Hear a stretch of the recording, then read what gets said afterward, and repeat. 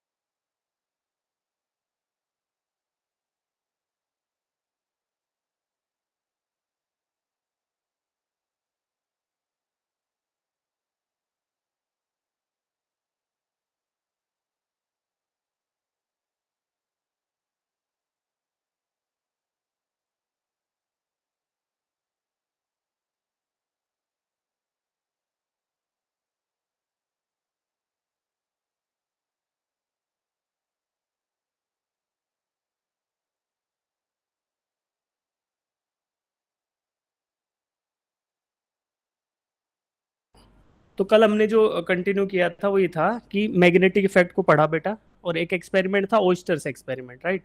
तो ओस्टर एक्सपेरिमेंट में हमें पता चला कि नीडल डिफ्लेक्ट होती है as soon as the current start flowing in the circuit. जैसे ही करंट फ्लो करता है वैसे ही वहां पर नीडल डिफ्लेक्ट हो रहा है। तो नीडल का डिफ्लेक्शन का डायरेक्शन हमें कौन से लॉ से पता चला था? एक रूल था ना, स्विमर्स रूल, है ना? तो स्विमर को उसी डायरेक्शन में स्विम करना होगा जिस डायरेक्शन में करंट फ्लो कर रहा है, और जिस डायरेक्शन में जब स्विमर फ्लो करेगा तो उसके लेफ्ट हैंड साइड की तरफ नीडल डिफ्लेक्ट होगा। फिर हमने 2 रूल पढ़े थे जिससे हमें डायरेक्शन ऑफ मैग्नेटिक फील्ड या direction of magnetic field line पता चलता है। पहला था राइट हैंड स्क्रू रूल, जिसको हम कॉर्क स्क्रू रूल भी बोलते हैं। तो अगर राइट हैंड स्क्रू होगा, ऐसा स्क्रू जिसको हम क्लॉकवाइज रोटेट करते हैं, तो टाइट होता है ना, जैसे कि कोल्ड ड्रिंक के बोतल का कैप। तो जिस डायरेक्शन में स्क्रू मूव करेगा वो डायरेक्शन होगा किसका? करंट का। और जिस डायरेक्शन में आप रोटेट कर रहे हो वो कौन सा डायरेक्शन होगा? मैग्नेटिक फील्ड का या मैग्नेटिक फील्ड लाइंस का डायरेक्शन होगा। सिमिलरली एक ऐसा ही रूल होता है right hand thumb rule, exactly same rule है कि आप क्या करो, करंट कैरिंग कंडक्टर को हाथ में पकड़ो, ठीक है? तो curling of the fingers will give us the direction of magnetic field.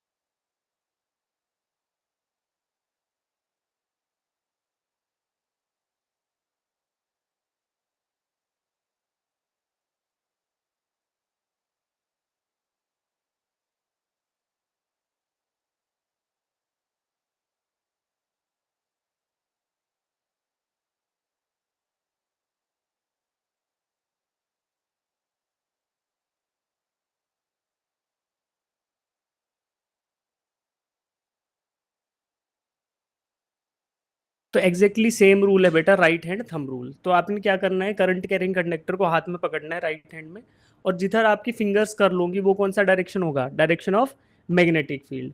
और थंब जहाँ पॉइंट करेगा वो कौन सा डायरेक्शन है? Direction of electric current. तो ये चीजें हमने पढ़ी। फिर इसके बाद हमने पढ़ा बायोट सेवर्ट्स लॉ, जो हमें मैग्नेटिक फील्ड की वैल्यू बताता है, value of magnetic field, right? तो वैल्यू ऑफ मैग्नेटिक फील्ड ये बताएगा, अरे यार।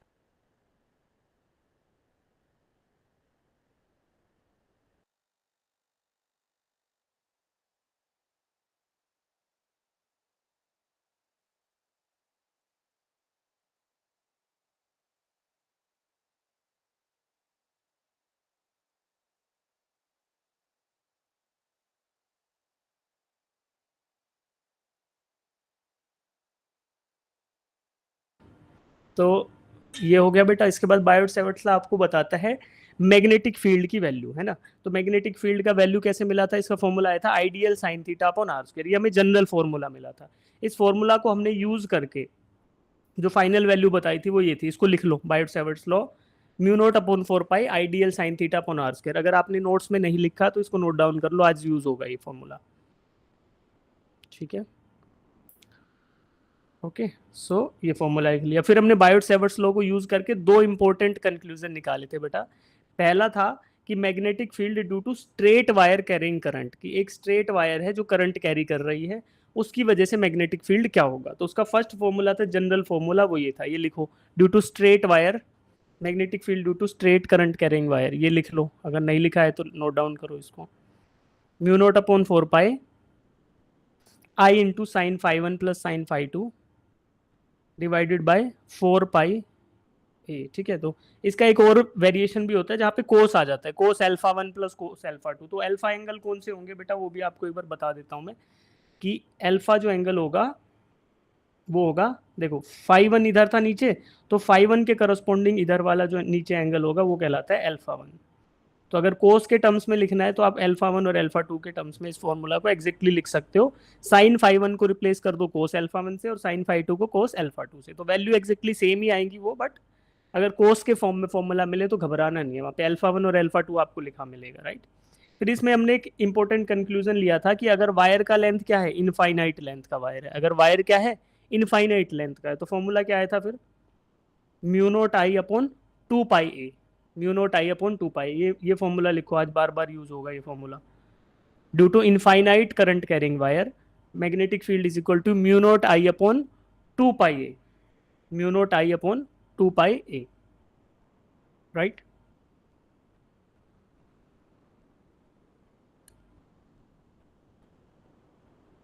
लिख लिया, गिव मी थम्स अप अगर लिख लिया तो, हाँ ठीक है जी। अब इसके अलावा एक और इंपॉर्टेंट रिजल्ट हमने कल डिराइव किया था, वो क्या था, magnetic field due to circular loop. एक सर्कुलर लूप है, उसकी वजह से किसी पॉइंट पी पर भी derive the formula for magnetic field. तो उसका फाइनल आंसर हमारा आया था, उसको नोट डाउन करेंगे, ये था B is equal to mu naught I A square upon 2 into A square plus x square power 3/2। A क्या है, A is the radius of the loop, और X is the distance of the point P from the centre of the loop. A है आपका radius of the loop, X is distance of the point P from the centre of the loop, ठीक है। फिर इसमें हमने एक important conclusion निकाला कि सेंटर ऑफ द लूप पे क्या आएगा, eight the centre of the loop x क्या हो जाएगा, जीरो, क्योंकि अगर पॉइंट पी सेंटर पर ही लोकेटेड हो गया तो फिर distance from the centre zero हो जाएगा, यानी एक्स जीरो हो जाएगा। तो फिर फॉर्मूला था mu naught I upon 2a, ये भी भर भर के यूज करेंगे हम आज, जितने भी क्वेश्चन आए हैं। Is there any issue with my audio बेटा? No sir. दक्षा आपके साइड इशू है बेटा फिर, ठीक है। तो b is equal to mu naught I upon 2a। तो ये फॉर्मूला भी बहुत इंपॉर्टेंट है, at the centre of the loop, centre of the current carrying circular loop पे मैग्नेटिक फील्ड क्या होगा, mu naught I upon 2a। तो a क्या है बेटा, a is the radius of the loop, तो अगर r के फॉर्म में लिखे हुए रेडियस के में, तो mu naught I upon 2r आ जाएगा ना, a की जगह r रख सकते हो, कोई दिक्कत नहीं, mu naught I upon 2a। तो a is essentially the radius of the loop only, ठीक है जी। चलिए, फिर ये एक इंपॉर्टेंट कंक्लूजन और था, ये भी देखेंगे, इस फॉर्मूला को भी नोट डाउन कर लो। इतने फॉर्मूला अगर आपने नोट डाउन कर लिए तो हमारे कल की क्लास रिवाइज हो चुकी है। अब पहला क्वेश्चन आपको दिखाऊंगा, वो आप अटेम्प्ट करेंगे, ठीक है। अब क्वेश्चन अटेम्प्ट करने का तरीका क्या है, जिन बच्चों को नहीं आइडिया, पोल्स में आंसर करना आता है आप सबको, पोल्स में, ठीक है। तो अब मैं क्या करने वाला हूँ, अब मैं पोल्स क्रिएट करूंगा आज जो हम क्वेश्चंस कर रहे हैं उनके लिए, ठीक है। तो क्वेश्चन नंबर 32 से बेटा हम स्टार्ट करेंगे, this is the question number 32। आपकी स्क्रीन पे इसको अच्छे से पढ़ो, बायोट सेवर्ट्स लॉ के बारे में बोल रहा है, और क्वेश्चन नंबर 32 का पोल मैं क्रिएट कर रहा हूँ, option A B C D, जो आपको आंसर ठीक लगे answer that, try to answer that, और फिर जो क्या करना है, फिर आपको मैं आंसर बता दूंगा इसका सॉल्यूशन। तो ऐसे ही करेंगे, जितने क्वेश्चन हम सॉल्व करेंगे आज, ये सभी के सभी नीट में आए हुए क्वेश्चन है, देखो 2022 में ये क्वेश्चन आया हुआ है। तो जब आप ये सारे क्वेश्चन अटेम्प्ट कर लोगे तो आपको आइडिया लग जाएगा कि एग्जाम में इन टॉपिक से कैसे कैसे क्वेश्चन पूछे जाते हैं। चलिए, पोल में जिनको आंसर करना नहीं आता वो देखो, गूगल मीट का ऐप है, यहाँ पे आपका ऐसे चल रहा होगा क्लास, तो यहाँ थ्री डॉट्स पे जाएंगे, नीचे थ्री डॉट्स पे जैसे ही क्लिक करोगे तो एक्टिविटीज दिख रहा है, एक्टिविटीज पे क्लिक करेंगे बेटा। एक्टिविटीज पे क्लिक करने के बाद आपको पोल्स नजर आएगा, देखो वन एक्टिव है, तो वन एक्टिव पोल पे अब जब जो भी आपको आंसर सही लगे, मान लो मेरे को लग रहा है कि option A is the right answer, तो ए पे क्लिक किया मैंने तो ए आ गया सिलेक्टेड, और वोट पे क्लिक कर देंगे तो वोटेड फॉर ए, ठीक है। तो अभी केवल दो बच्चों ने वोट किया है, सभी बच्चे इसको सॉल्व करके एक बार वोट करने का कोशिश करेंगे, जो आपको आंसर ठीक लगे, जो अब तक आपको अंडरस्टैंडिंग हुई है based upon the learnings in the class.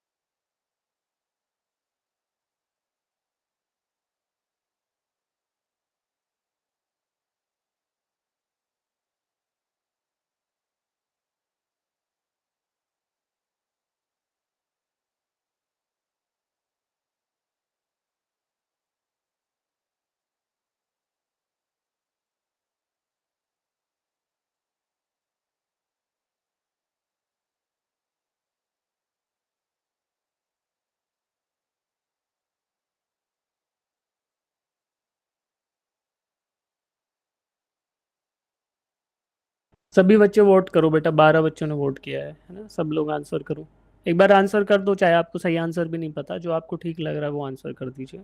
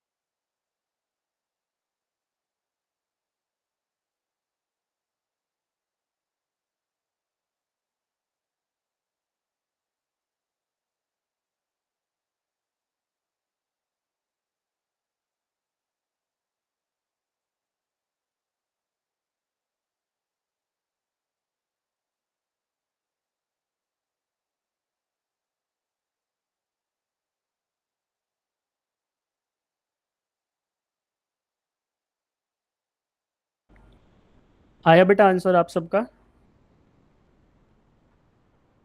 जिन बच्चों ने वोट नहीं किया वोट करो, तो what is the right answer to this question, बताओ। क्या स्टेटमेंट वन सही है बेटा? देखो, Biot Savart's law give us the expression for magnetic field strength of an infinitesimally small current carrying element, सही बात यस सर। है ना, क्योंकि मैग्नेटिक मैग्नेटिक फील्ड का स्ट्रेंथ ही तो बताता है हमारे बायोट सेवर्ट लॉ, डीबी की वैल्यू हमें मिलती है, तो स्टेटमेंट वन तो हमारी ठीक है, स्टेटमेंट वन इज राइट। उसके अलावा बताओ स्टेटमेंट टू में क्या गड़बड़ है, स्टेटमेंट टू सही है कि गलत है? Statement two, Biot Savart law is analogous to Coulomb's inverse square law, ठीक है, बायोट सेवर्ट्स में भी नीचे आर स्क्वायर आता है, ठीक है, और इन कूलम्स में भी आर ही आता है, तो तो उसके उसका अभी बताएंगे दीप्ति आपको पोल का ऑप्शन आ रहा है कि नहीं आ रहा। अपडेट कर लो आप ना ऐप्स को, जिनके में पोल का ऑप्शन नहीं आ रहा वो ऐप को अपडेटेड रखो पूरा। फिर भी नहीं आएगा तो फिर देखेंगे क्या ऑप्शन है, ठीक है। तो देखो स्टेटमेंट टू को देखो, पढ़ो बेटा। Biot Savart's law is analogous to Coulomb's inverse square law, ठीक है। With the former being related to the field produced by scalar source. Former मतलब पहले वाला, इनमें पहले वाला कौन सा है भाई? Biot Savart's law is responsible for field produced due to a scalar source, ऐसा बोल रहा है ना, स्केलर सोर्स की वजह से। वाइल द लेटर, लेटर मतलब Coulomb's law is responsible for field produced with by a vector source. तो चार्ज बताओ, चार्ज एक वेक्टर सोर्स है कि स्केलर सोर्स है? स्केलर है। Charge is scalars. A scalar. और आइडियल कल आपको बताया था, हम बोल रहे थे ना आइडियल, आइडियल क्या था बेटा? वेक्टर था कि स्केलर था? Vector. I dl vector. Cross R हम यही ले रहे थे ना, mu naught upon 4 pi I dl sine theta, है ना। तो आइडियल क्रॉस आर ये हम वैल्यू ले रहे थे। तो ideal is a vector source and Q is a scalar source, लेकिन स्टेटमेंट टू में उल्टा लिखा हुआ है। तो उल्टा लिखा हुआ है इसका मतलब स्टेटमेंट टू हमारा क्या हो गया? गलत हुआ कि सही हुआ? गलत। स्टेटमेंट टू इज गलत हो गया। तो अब ऑप्शन कौन सा सही है भाई? Statement one is correct but statement two is incorrect. तो ऑप्शन सी। ऑप्शन सी की B? Sir B. Sir C. Sir B में सी। दोनों को ऑप्शन इनकरेक्ट सी बोला सही है। है हमारा, क्योंकि ऑप्शन सी ही बोल रहा है कि statement one is correct while statement two is incorrect. तो option C is the right answer. 11 बच्चों ने सही आंसर दिया है, बाकी जिनको सही आंसर नहीं आता तो उनको समझ आया बेटा ये? अरे समझ आया? देखो आज समझ लो इनको, तभी तुम्हारा परफॉर्मेंस अच्छा आएगा। जब इस टेस्ट का, जब इस चैप्टर का टेस्ट होगा तो आपका परफॉर्मेंस तभी अच्छा आएगा, तब आप इन सभी क्वेश्चन को समझ के जाओगे। आया समझ कि नहीं आया ये बताओ? डाउट है किसी बच्चे को इस क्वेश्चन में? No sir. चलो नो सर। अगला क्वेश्चन करते हैं फिर। इसका एक्सप्लेनेशन यहाँ भी लिखा हुआ है कि भाई चार्ज आपका स्केलर सोर्स होता है और आइडियल जो है आपका वो वेक्टर सोर्स होता है, ठीक है।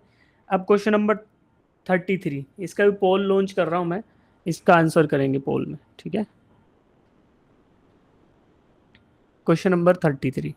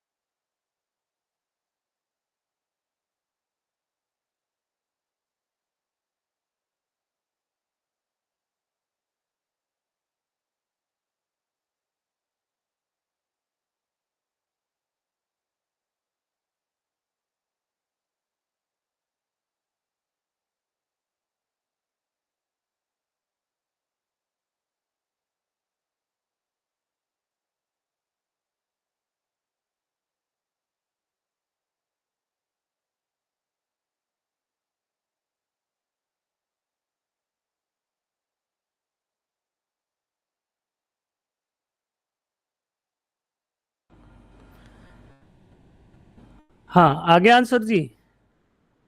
सीधा यस सर। सीधा सीधा क्या पूछा है इसने, सीधा फॉर्मूला ही पूछ लिया। Yes sir. तो देखो ये नीट के कब आया था, 1996 में, है ना।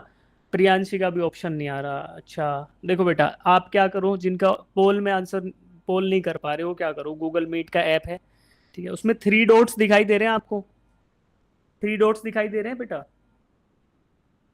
Yes sir.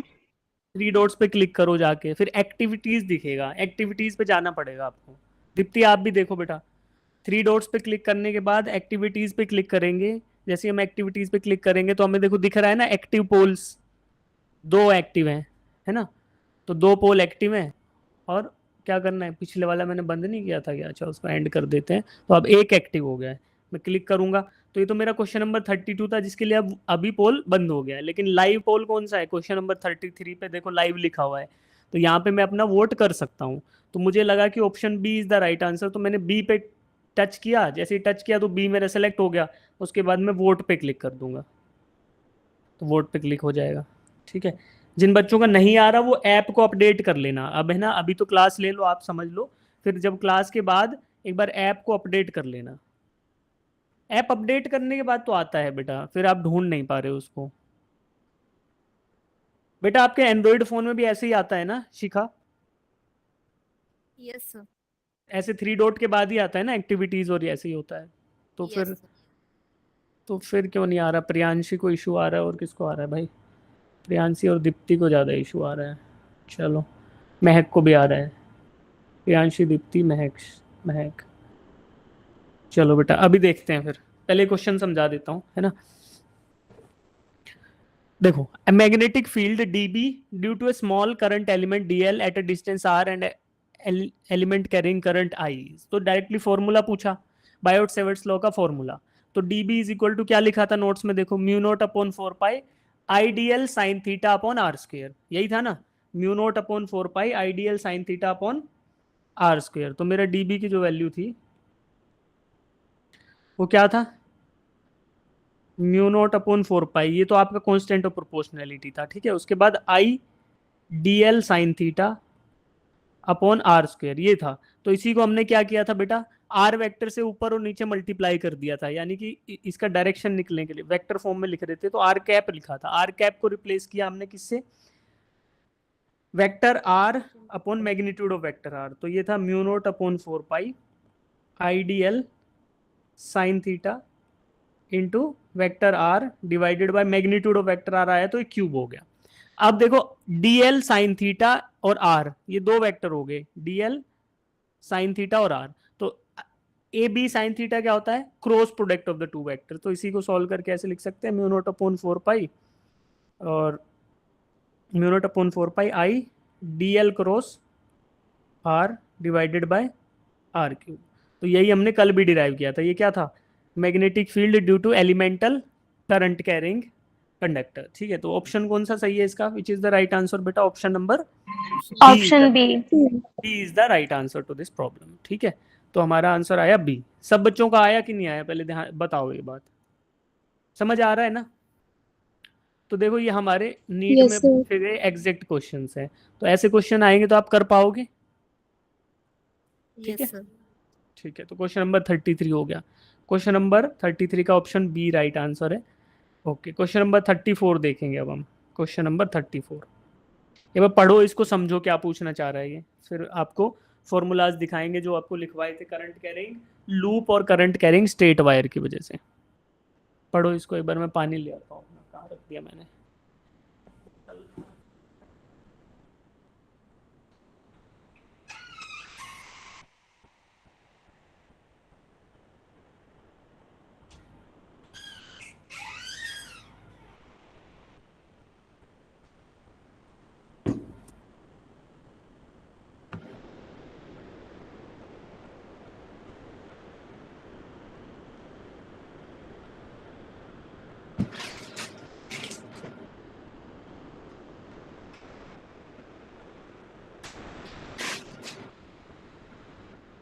पोल क्रिएट कर देते हैं। दीप्ति प्रियांशी आप ट्राई करो, अगर आ रहा है तो ठीक है, नहीं तो फिर देखेंगे क्लास के बाद, देखते हैं क्या पॉसिबिलिटी है। तो नहीं आ रहा है, ऐसा हुआ तो नहीं, आज तक तो नहीं हुआ किसी स्टूडेंट के साथ कि ऐसा हुआ, आता नहीं ऑप्शन, आप ढूंढ नहीं पा रहे हो शायद बेटा। ऑप्शन 34। सिमरन बोलो जी। Sir option A. अरे पोल में आंसर करेंगे ना पहले, क्वेश्चन नंबर 34 का आंसर पहले पोल में करेंगे, सबको नहीं बताएंगे, क्या पता ऑप्शन ए गलत हो। चलिए सर वो ऑप्शन नहीं आ रहा मेरे में पोल वाला। अब आ जाए, अच्छा ऑप्शन नहीं है तो चैट बॉक्स में कर लेना आप वोटिंग लास्ट में, है ना, जब सब बच्चे, यस सर। तो लास्ट में, पहले नहीं डालना आंसर, नहीं तो कई बच्चे ना आपका आंसर देख के आंसर करने लगेंगे। Question number 34।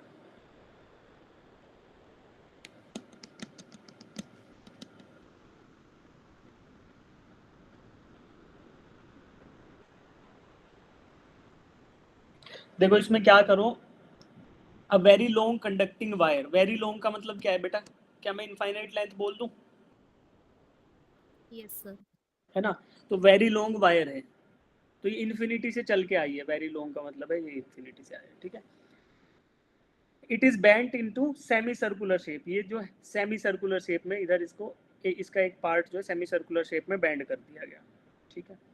अब इसके तीन टुकड़े हो गए बेटा, एक तो ऊपर वाला जो इन्फिनिटी से चलकर पॉइंट ए तक आया, फिर दूसरा जो रेड कलर से हाईलाइट किया जो कि सेमी सर्कुलर है, और तीसरा वाला जो पॉइंट बी से चलकर इन्फिनिटी पे चला गया।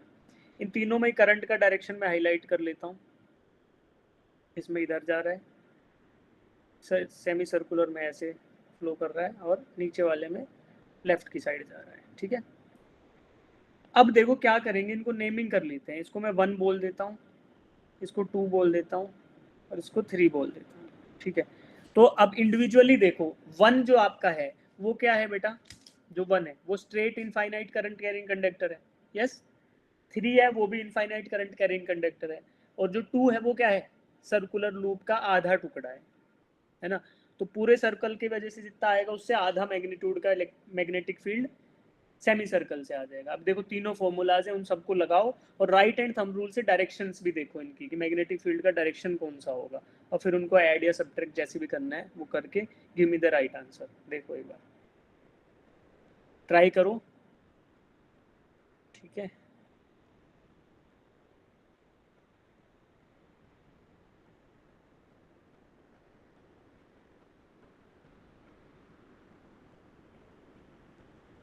अच्छा एक बात बताओ, इस जो स्ट्रेट वायर है ना इनफाइनाइट, उसका भी जो मैग्नेटिक फील्ड है उसका आधा ही लेंगे, क्योंकि देखो पॉइंट पी जो है उधर मैं अगर एक लाइन ड्रॉ करूं, डॉटेड लाइन ऐसे ड्रॉ कर लेता हूँ पॉइंट पी के थ्रू पास, अगर इसके राइट साइड में भी ये इन्फिनिटी तक होता और नीचे वाला भी इन्फिनिटी तक होता, तो वो वैल्यू आती जो हमने डिराइव की थी, जो हमने वैल्यू डिराइव की थी।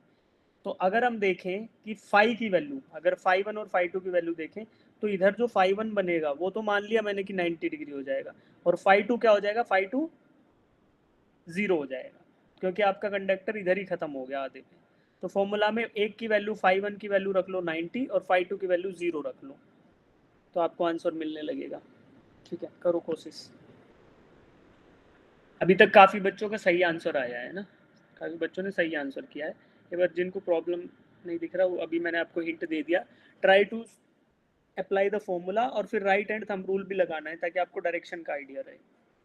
ये क्वेश्चन को थोड़ा टाइम लगा के कर लो ताकि डायरेक्शन समझ आ जाए, फिर बाकी सारे क्वेश्चन आसान हो जाएंगे आपके लिए।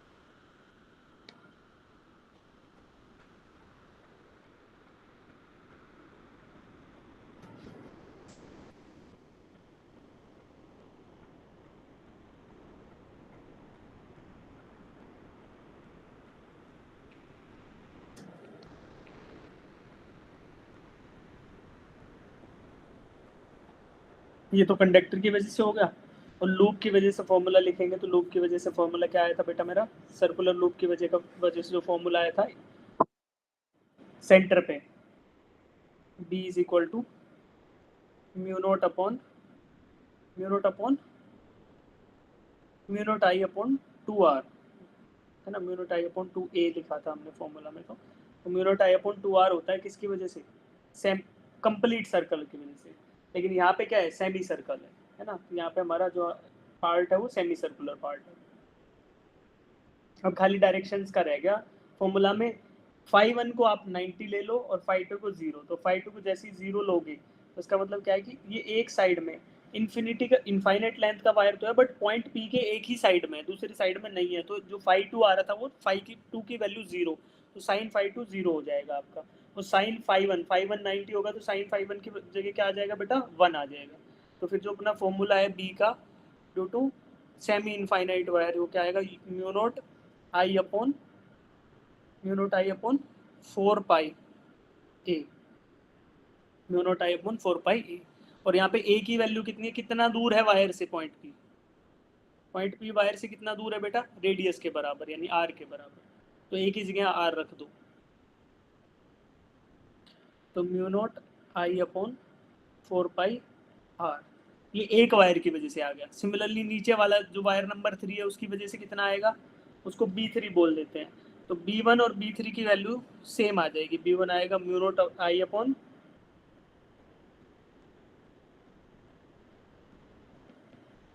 4 पाई आर, और B3 भी आपका सेम आ जाएगा, बट डायरेक्शन देखेंगे, डायरेक्शन अगर अपोजिट होंगे एक दूसरे को कैंसिल आउट कर देंगे, अदरवाइज ऐड हो जाएंगे, ठीक है।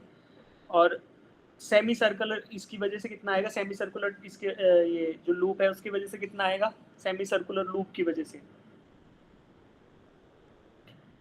सेमी सर्कुलर लूप की वजह से कितना आएगा,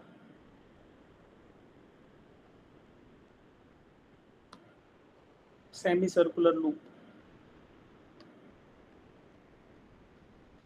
सर्कल की वजह से था mu naught I upon 2A, तो सेमी सर्कल की वजह से उससे आधा आ जाएगा, यानी सेमी सर्कुलर है B2, वो आएगा mu naught I upon 4A, और A यहाँ भी R है, A की वैल्यू, तो mu naught I upon 4R, ये सेमी सर्कुलर की वजह से। अब B1 B2 B3 हमें पता चल गया मैग्नीट्यूड। अब हमें क्या करना है, we have to find out कि इनका डायरेक्शन क्या रहने वाला है। तो राइट हैंड थंब रूल से निकालो क्या डायरेक्शन रहेगा। पॉइंट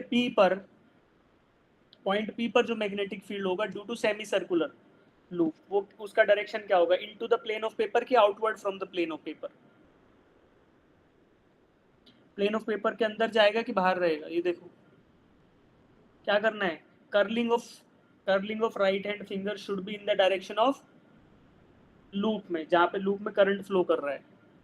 और राइट हैंड स्क्रू रूल लगा लो या फिर थंब रूल लगा लो कि सर्कुलर लूप को हाथ में पकड़ो, करंट के डायरेक्शन में फिंगर पॉइंट करो, तो देखोगे आपको कि पॉइंट पी से नॉर्मली आउटवर्ड आएगा, जो मैग्नेटिक फील्ड आएगा ना 2 की वजह से, वो इधर से बाहर की तरफ आएगा, outward from the plane of paper. Similarly loop 1 और 2 उसकी वजह से देखो, जो 1 है सेमी इनफाइनाइट वायर और 3 जो है सेमी इनफाइनाइट वायर, उनकी वजह से जो वैल्यू आएगी वो किधर आएगी, उसका डायरेक्शन वो भी फाइंड आउट करो, वो भी फाइंड आउट करो बेटा, इनटू द प्लेन या आउटवर्ड, बताओ कौन बताएगा, राइट हैंड थंब रूल एक बार लगा के मुझे बताओ कि वो इनटू द प्लेन आएगा कि आउटवर्ड फ्रॉम द प्लेन आएगा।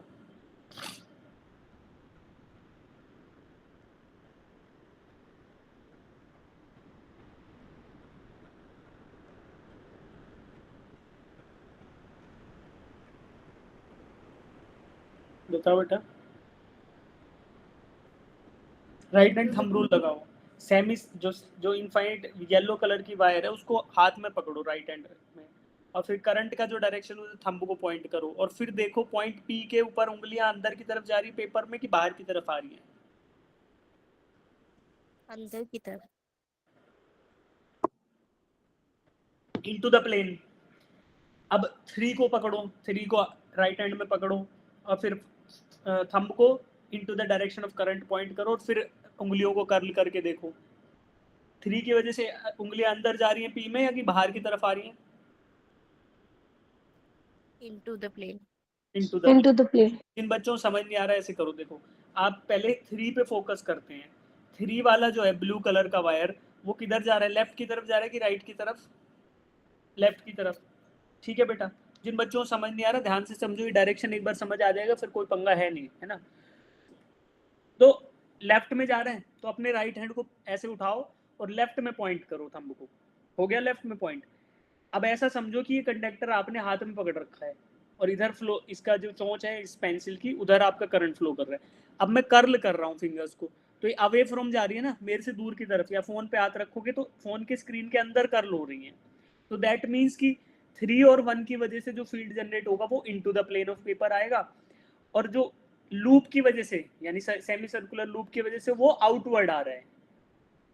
भाई सेमी सर्कुलर को पकड़ लो, सेमी सर्कुलर को भी ऐसे हाथ में पकड़ो, तो जब इधर देखोगे तो इधर जाएगा, इसके लेफ्ट में देखोगे तो ये into the plane of paper जाएगा। लेफ्ट साइड में ड्रॉ कर देता हूं तो वो दिखेगा आपको प्लेन ऑफ पेपर के अंदर जाता हुआ, और राइट साइड में प्लेन ऑफ पेपर से बाहर आता हुआ। तो फील्ड लाइन अगर जनरेट होंगी तो कुछ ऐसी होंगी बेटा, ऐसे बाहर आके ऐसे आएंगी, इनको ऐसे फ्लो करेंगी पीछे से ऐसे, और फिर ऐसे। ठीक है, तो फील्ड लाइंस ऐसे होंगी लूप की वजह से, है ना। तो लूप को सर्कल, लूप के को सेंटर मान के सर्कल बनाएंगी, बट लेफ्ट साइड में into the plane of paper और राइट साइड में away from the plane of paper due to circular loop. और बाकी 1 और 2 को conduct right hand thumb rule से निकाल रहे हो तो into the plane of paper. ठीक है, तो हमें तो पॉइंट पी पे निकालना है खाली, तो केवल पी के लिए कंसर्न है, तो पी के लिए जो चीजें हैं उन्हीं को छोड़ देते हैं, बाकी हटा देते हैं, कंफ्यूजन नहीं होगा। तो पी पे जो आपका आया फील्ड बेटा, वो due to circular loop, semi circular loop, वो तो away from the plane of paper. और 1 एंड 2, 1 एंड 3 येलो और ब्लू कलर की जो वायर्स हैं उनकी वजह से into the plane of paper. तो मुझे क्या करना पड़ेगा, नेट फील्ड निकालने के लिए मैं क्या करता हूँ, जो एक साइड में वेक्टर्स हैं उनको इकट्ठा ऐड कर लेता हूँ, यानी जो आपको into the plane of paper की वैल्यू दे रहे हैं कि इनटू द प्लेन जा रहे हैं, उनको इकट्ठा लिख लेता हूँ। कौन कौन सा है, B1 और B3। तो B1 एंड B3 जो है वो तो into the plane of paper है, तो मैं क्या करता हूँ B1 प्लस B3, ठीक है, और उसमें ऐड करता हूँ क्या, minus of B2। Minus of B2 क्यों, क्योंकि B2 का डायरेक्शन B1 और B3 से अपोजिट है ना। तो इनकी वैल्यूज को इस तरीके से ऐड कर लेता हूँ, यानी B1 और B3 ऐड करूंगा और B2 माइनस कर दूंगा उसमें से। तो B1 क्या है बेटा, mu naught I upon 4πr। B3 क्या है, mu naught I upon 4πr। ठीक है, और B2 क्या है, minus mu naught I upon 4r। ठीक है, अब इनको ऐड करो आप, इसको ऐड करके वैल्यू निकालो, क्या वैल्यू आ रही है, म्यू नोट आई कॉमन आ जाएगा, 4r भी कॉमन आ जाएगा। तो क्या करेंगे, mu naught I upon 4r common आ गया, क्या क्या बच गया इधर जी, इधर बच गया 1/पाई प्लस 1/पाई, और यहाँ पे -1।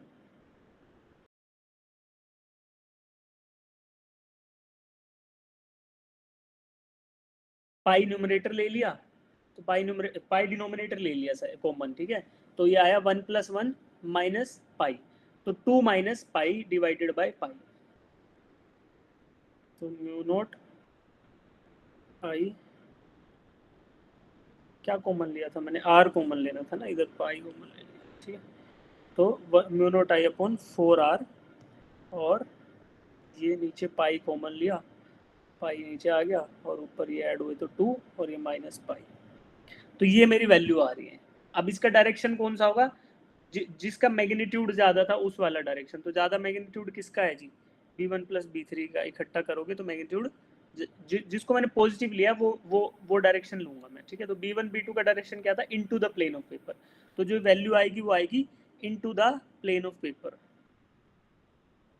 Eight point P। तो ये हमारा फाइनल आंसर क्या आएगा, फिर देखो इसमें से कोई आंसर मैच कर रहा है मेरा, कर रहा है ना, कौन सा ऑप्शन मैच कर रहा है बेटा, ऑप्शन ए की बी, बताओ। Option B. Option Sir, A B. Match कर रहा है, ए मैच कर रहा है, अरे ए कर रहा है ना, डायरेक्शन अपोजिट हो गया। देखो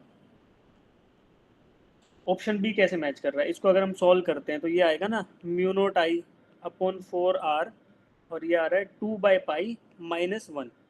ठीक है, ऐसे आ रहा है, लेकिन into the plane of paper आ रहा है। अब देखो ऑप्शन बी क्या कह रहा है, ऑप्शन बी कह रहा है 2/π - 1, 2/π - 1, तो 2/π - 1 into the plane, into the page ये बोल रहा है 1 - 2π, लेकिन इसका नेगेटिव आ रहा है ना मेरा, तो ऑप्शन ए को देखते हैं।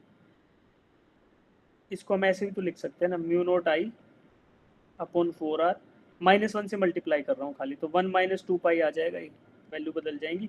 Away from the plane of paper, direction opposite हुआ तो डायरेक्शन अपोजिट करने से नेगेटिव साइन लगा सकते हैं हम, तो दोनों ही ऑप्शन सही है। अगर ये आंसर आए तो इनटू द प्लेन, और अगर दूसरे डायरेक्शन से देखना हो तो वैल्यू उसका negative value away from the plane. तो फिर अब देखो कौन सा मैच कर रहा है, option A μ0I upon 4R 1 - 2π away from the page, away from the page. एक बार इसको ध्यान से देखो ये क्या हुआ है, और फिर एक बार फिर से समझाऊंगा, ये डायरेक्शन अच्छे से समझ आएंगे तब अगला क्वेश्चन बहुत आसान लगेगा आपको।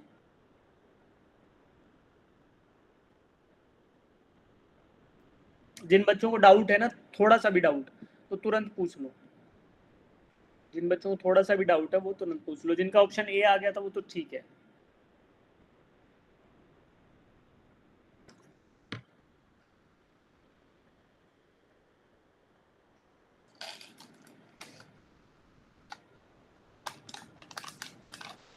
देखो देखने का नजरिए का फर्क है बेटा, अगर हम B2 को पॉजिटिव मान लेते हैं, यानी कि away from the plane of paper वाले डायरेक्शन को पॉजिटिव मान लेते हैं, जो कि हमारा बाय कन्वेंशन वही पॉजिटिव होता है कि vertically away from the plane of paper को हम नॉर्मली पॉजिटिव मानते हैं, ठीक है। लेकिन हमने यहाँ पे उल्टा मान लिया, हमने अपने पॉजिटिव डायरेक्शन B1 + B3 वाला मान लिया, इसलिए उसको हमने पॉजिटिव लिख रखा है, ठीक है। तो B1 और B3 का डायरेक्शन क्या था यहाँ से, into the plane of paper, है ना, तो उसके अकॉर्डिंग हमारा आंसर आ गया। तो अब हमें ऑप्शन मैच नहीं हो रहा, तो हमने क्या करा कि away from the plane opposite direction से कंसीडर करके देखते हैं कि दूसरे डायरेक्शन से अगर मैं देखता हूँ तो माइनस से मल्टीप्लाई करके मैंने वैल्यू को माइनस से मल्टीप्लाई कर दिया और डायरेक्शन को चेंज कर दिया, तो मेरा फिर ये आंसर ना ऑप्शन से मैच करने लग गया। अदरवाइज दोनों ही ऑप्शन ठीक है, सेम ही इंफॉर्मेशन कन्वे कर रहे हैं दोनों, बट ऑप्शन से मैच करने के लिए, क्वेश्चन में गिवन ऑप्शन से मैच करने के लिए मैंने डायरेक्शन को भी बदल दिया और नेगेटिव साइन ले लिया। अभी वेक्टर क्वांटिटी है ना मैग्नेटिक फील्ड, तो देखो नेगेटिव वेक्टर क्या होता है बेटा, देखो ये वेक्टर ए है, this is vector A, minus A क्या होगा, माइनस ए वेक्टर होगा जो सेम लेंथ का होगा, बट डायरेक्शन कौन सा होगा उसका, अपोजिट टू दैट ऑफ ए, तो उसको बोलते हैं माइनस ए, ठीक है। तो वैसा ही मैंने किया कि यहाँ मेरी जो वैल्यू आ गई थी उसका एक गिवन डायरेक्शन था, यानी perpendicularly into the plane of paper, but मैंने क्या करा कि यार मेरा मैच नहीं हो रहा, तो मैं देखता हूँ कि -a करके वैल्यूज को भी माइनस कर दिया और इधर इसका डायरेक्शन भी माइनस कर दिया, तो माइनस और माइनस प्लस ही हो जाएगा, अल्टीमेटली बात तो दोनों ही सेम है, बट ऑप्शन से मैच करने के लिए मैंने इसको लास्ट में माइनस से मल्टीप्लाई करके उसका डायरेक्शन बदला, तो फिर मेरा मैच हो गया कि हाँ जी option A is the right answer. Option B भी गलत है, सी भी गलत है, डी भी गलत है, केवल ए ही सही है, और ए के ये दोनों मतलब ए के ही है, मतलब ये भी एक ही बात है और ये दूसरा चॉइस है वो भी सेम ही चीज को कन्वे कर रहे हैं, बस हम देख कौन से साइड से रहे हैं उस पर मैटर है। समझ आई इतनी बात आपको? Yes sir.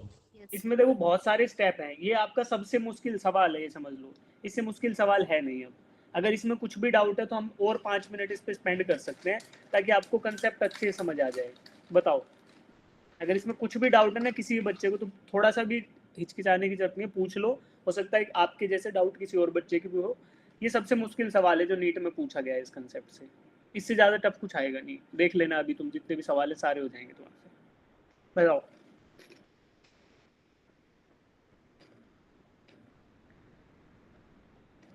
B1 का डायरेक्शन आउटवर्ड नहीं होगा, B1 का डायरेक्शन आउटवर्ड होगा कि इनवर्ड होगा एट पॉइंट P? कितने बच्चों को लगता है आउटवर्ड होगा, एक बार हैंड रेज करना। भाई यहाँ कंडक्टर 1 जो है उसकी वजह से आया B1, तो B1 कहाँ पे प्रोड्यूस हो रहा है बेटा, पॉइंट P पे हम वैल्यूज निकाल रहे हैं ना, तो उसी को मैंने B1 बोला। अब देखो इस कंडक्टर को क्या करो, हाथ में पकड़ो, left side right side point कर रहा है तो आपका अंगूठा भी राइट साइड पॉइंट करो, कर दिया। अब उंगलियां कर्ल करो, तो अब आप देखोगे कि आउटवर्ड किधर है, आउटवर्ड तो ऊपर है, इधर ऊपर की डायरेक्शन, अगर मैं बोलूं यहाँ कोई पॉइंट P2 है तो उधर है आउटवर्ड, तो लेकिन जब P1 की जो एक्चुअल P है उसकी साइड जाओगे तो इनवर्ड आएगा। देखो ना, P2 पे बाहर निकलेंगी लाइनें और P1 P के अंदर into the plane of paper चली जाएंगी, ऐसे नहीं होंगी।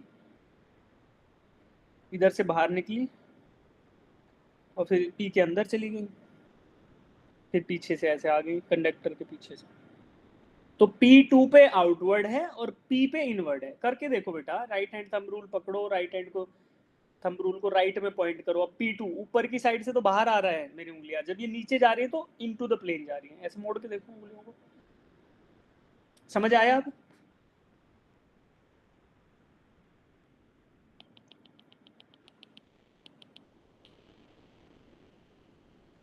ठीक है, अब देखो, अभी पता चल जाएगा मुझे, अगर समझ नहीं आया और तुमने डाउट नहीं पूछा तो आगे वाले सवालों में पता चल ही जाएगा। ये क्वेश्चन करो, इसमें थोड़ा करंट इलेक्ट्रिसिटी का भी कंसेप्ट लगेगा कि करंट किस तरीके से स्प्लिट होगा। एक पढ़ के देखो इसको, ये नीट में पूछा गया है 2019 में, उड़ीसा नीट होता था उस टाइम पे, बट है वो नीट का ही एग्जाम 2019 में।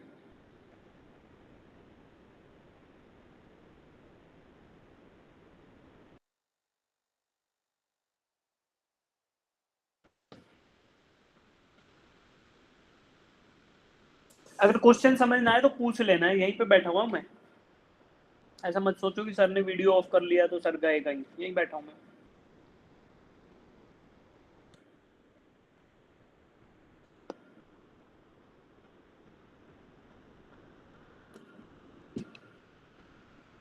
एक बार क्वेश्चन को पढ़ो, फिर देखो समझा देता हूँ मैं क्वेश्चन कैसा है थोड़ा सा, फिर आपको आइडिया लगेगा।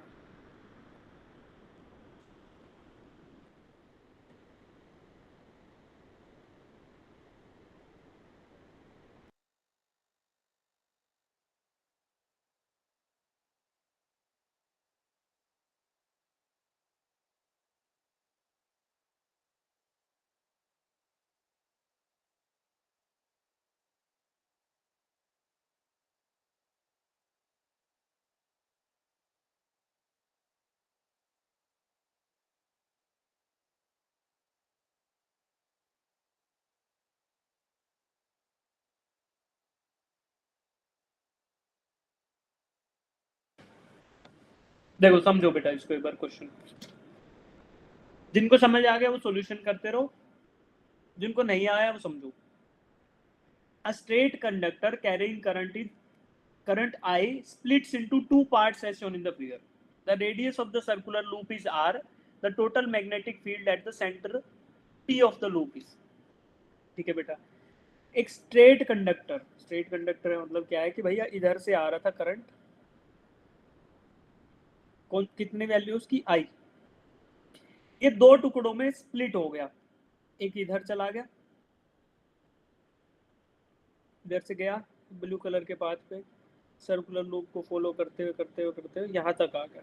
ठीक, दूसरा पार्ट जो आई का दूसरा टुकड़ा था वो इधर से छोटे वाले पाथ से इधर आ गया। ठीक है बेटा, जो ऊपर गया करंट उसको मैंने बोल दिया I1, और जो नीचे वाले हिस्से से आया उसको बोल दिया I2। अब देखो करंट इलेक्ट्रिसिटी में हमने क्या पढ़ा था कि करंट क्या हो जाता है, क्या होगा, I1 प्लस I2 की वैल्यू क्या रहेगी बेटा, I के बराबर, आई के बराबर ना भाई। आपका करंट आई ही दो टुकड़ों में विभाजित हुआ है, दो टुकड़ों में टूटा है, तो क्या बोलेंगे, I1 प्लस I2 ही मिलकर क्या बनाते हैं, आई। तो देखो एक गया ब्लू कलर के पाथ को फॉलो करते हुए और नीचे आ गया, एक येलो कलर के पाथ पे नीचे आ गया, और फिर दोनों वापस से मिल गए तो दोबारा मिल गए, तो फिर से क्या करंट हो गया, ये दोनों मिलकर फिर से आई बन गए। ठीक है, अब हमें फॉर्मूला पता है कि सेंटर पॉइंट पी कहां पर है, point P is eight the centre of this circular loop.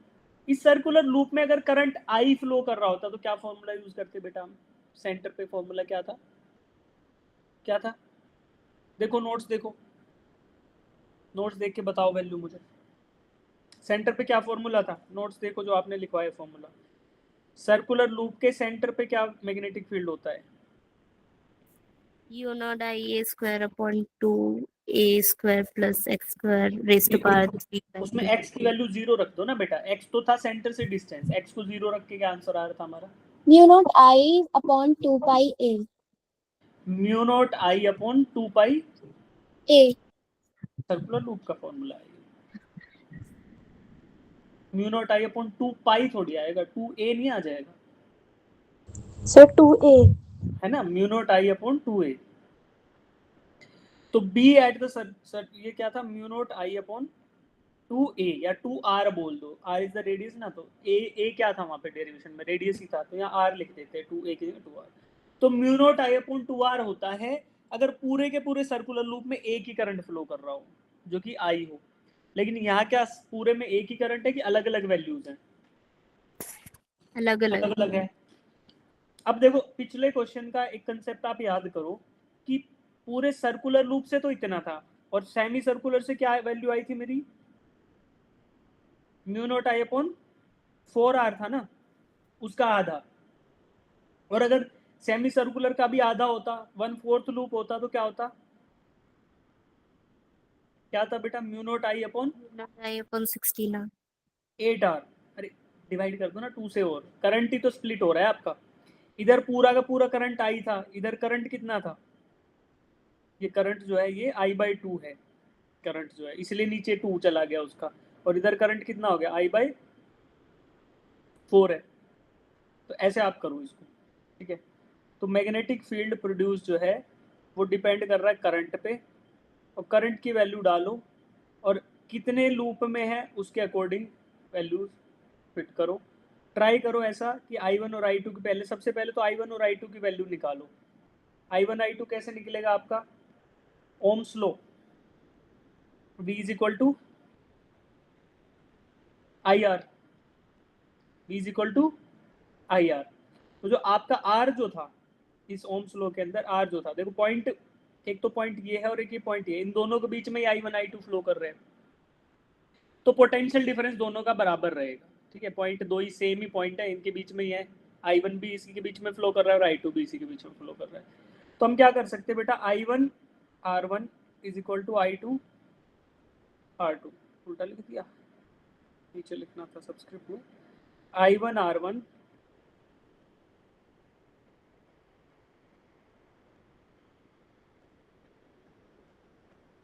Is equal to I2 R2। R1 R2 क्या है, रेजिस्टेंस, और रेजिस्टेंस का फॉर्मूला क्या होता है, रो L/A। अब क्योंकि सेम ही वायर है तो इसकी रेजिस्टिविटी और एरिया तो सेम ही होगा, रेजिस्टिविटी मटेरियल पे डिपेंड करती है और एरिया क्रॉस सेक्शन वायर के कंस्ट्रक्शन पे डिपेंड करता है। तो मैं बोल सकता हूँ कि भाई resistance is directly proportional to length of the wire, और रेजिस्टेंस के इनवर्सली प्रोपोर्शनल है करंट, ठीक है। अब मुझे बताओ कि ये जो येलो कलर का वायर है इसका रेजिस्टेंस मैंने बोल दिया मान लो R1, और ब्लू कलर वाले का रेजिस्टेंस बोल दिया R2, तो मुझे रिलेशन बताओ, R1 बड़ा होगा कि R2 बड़ा होगा? Resistance is directly proportional to length of wire, length of wire के डायरेक्टली प्रोपोर्शनल है, तो येलो कलर की वायर बड़ी है कि ब्लू R2 वाली बड़ा बड़ी, होगा। ब्लू वाली वायर बड़ी है, यस सर। तो ब्लू वाली वायर कितने गुना लेंथ की है, येलो वाली से कितने गुना है, 3 टाइम्स है 3 टाइम। भाई। R1 जो लेंथ वाली जो वायर 1 है, जो येलो कलर की वायर है, वो 1/4 ऑफ द सर्कल के सर्कमफ्रेंस को कवर कर रही है, और ब्लू वाली 3/4 को कर रही है, यानी कि जो ब्लू वायर है उसका length 3 times of yellow wire है। यस बेटा, तो क्या मैं बोल सकता हूँ कि क्योंकि रेजिस्टेंस डायरेक्टली प्रोपोर्शनल आ रहा है, सर आपने बताया भी रो L/A, रो और ए दोनों ही वायर के लिए बराबर है क्योंकि सेम मटेरियल की है और सेम क्रॉस सेक्शनल एरिया है, तो सीधा सीधा हम बोल सकते हैं कि भाई R2 is 3 times of R1। नहीं बोल सकता मैं, जितनी लंबी वायर उतना लंबा उतना ज्यादा उसका रेजिस्टेंस, स्पेसिफिक रेजिस्टेंस का कंसेप्ट बताया तो उसमें भी यही बात थी ना कि जितनी लंबी लेंथ होगी वायर की उतना ही रेजिस्टेंस ज्यादा होगा, तो R2 is 3 times of R1, R2 is 3 times of R1। तो फिर करंट I1 क्या हो जाएगा, I1 इज 1/3 ऑफ I2, ये लिख सकते हैं भाई। जहां रेजिस्टेंस कम होता है वहां करंट ज्यादा फ्लो करता है कि जहां रेजिस्टेंस ज्यादा होता है वहां करंट, ज्यादा फ्लो करता है। कम होता है। जहाँ रेजिस्टेंस कम होगा, जो पाइप में पानी को फ्लो करने में कम दिक्कत आएगी, उसी से ज़्यादा पानी फ्लो करेगा। सिमिलरली चार्जेस को फ्लो करने में जहाँ कम प्रॉब्लम आएगी, वहीं से ज़्यादा चार्जेस फ्लो कर पाएंगे। तो I2 की वैल्यू ज़्यादा है I1 से। क्यों ज़्यादा है? क्योंकि रेजिस्टेंस जो R1 है वो कम है R2 से। तो ये कितना होगा? ये होगा R1/R2। ठीक है। I2/I1 is equal to, sorry, R2/R1 उल्टा लिखेंगे ना, क्योंकि उधर चला गया। R2/R1, I1/I2 is equal to R2/R1। उल्टा लिख रखा है रे डायग्राम में, तुम लोग बताते नहीं हो। इधर ये 2 है और ये 1 है, इसलिए तो कंफ्यूज नहीं हो रखे तुम। बताओ। I1/R1, I2/R2। तो I2/I1 इज इक्वल टू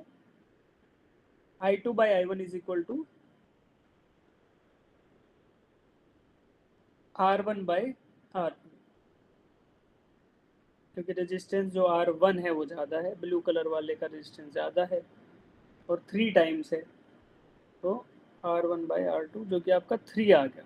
तो सीधी सी बात है भाई, करंट जो 2 है वो कितना है? 3 टाइम्स ऑफ करंट I1 है। अब इतनी वैल्यू आपको बता दी। अब फॉर्मूला लगाओ सर्कुलर लूप का और उसको वैलिडेट करके मुझे आंसर बताओ कि magnetic field at the centre क्या होने वाला है। ट्राई करो। करंट की वैल्यूज मैंने आपको दी ऑलरेडी, बता। अब try this question.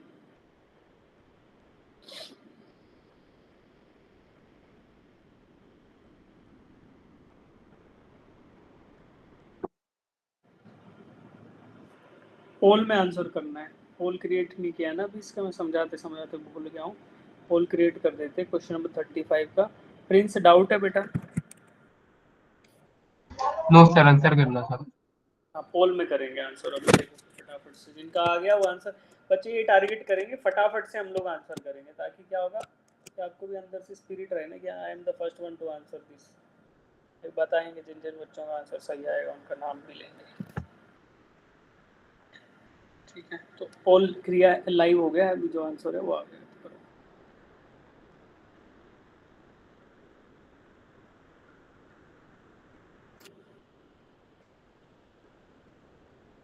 Magnetic field produced at the center of the loop is directly proportional to the length of the loop, है ना? जो सर्कुलर आर्क लेंथ है उसके डायरेक्टली प्रोपोर्शनल है। अब इससे ज़्यादा हिंट नहीं देंगे आपको, काफ़ी हिंट मिल चुका है।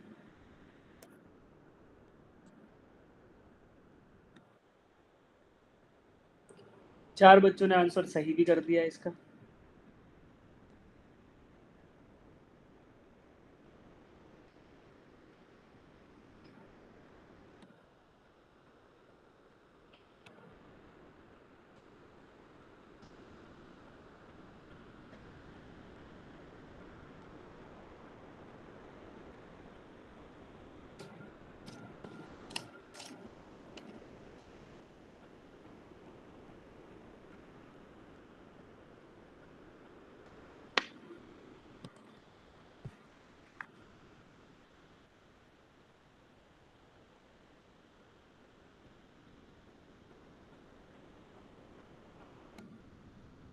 सब बच्चे आंसर करो भाई।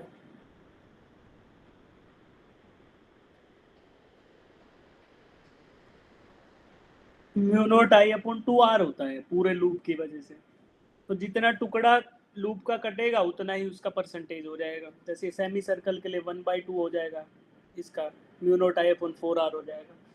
1/3 पार्ट के लिए 1/3 हो जाएगा, 1/4 के लिए 1/4 हो जाएगा इस वैल्यू का, 3/4 के लिए 3/4 हो जाएगा, है ना?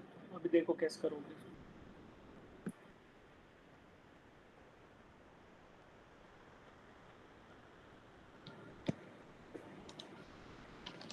फॉर्मूला जब लगाओगे तो आप B1 B2 निकालो। B1 की वैल्यू में I1 रखो, B2 की वैल्यू में I2 रखो, और लेकिन साथ साथ ये भी ध्यान रखो कि कितना परसेंटेज वो सर्कल का कवर कर रहा है।